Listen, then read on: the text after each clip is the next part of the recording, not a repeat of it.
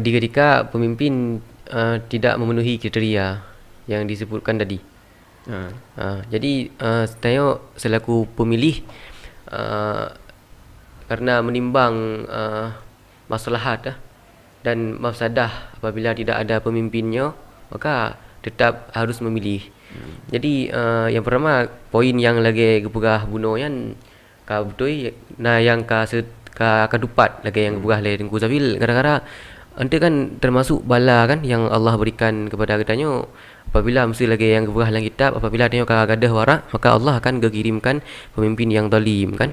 Walaupun untuk juga peran pemimpinnya kepada masyarakat, kepada baiknya masyarakat juga begitu besar.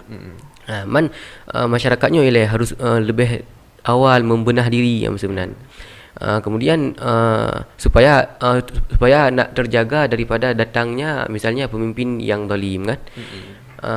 Kalau jenak masa jenak pemimpin masa takalan hana yang punuh lagi sempurna syarat. Yang berarti tengok selaku pemilih berarti harus memilih, harus melihat, menyeleksi di mana pemimpinnya yang paling sedikit keburukannya misalnya. Karena kan kalau di antara sekarang ada dua yang syarrun, ada dua yang keburukan kan, yang paling sedikit daripada dua yang buruk itu kan dia khair, dia baik.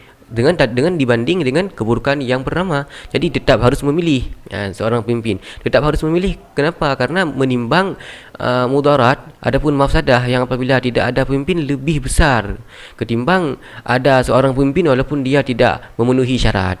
Jadi dianggap kondisi darurah, kondisi darurah yang tetap harus memilih pemimpin.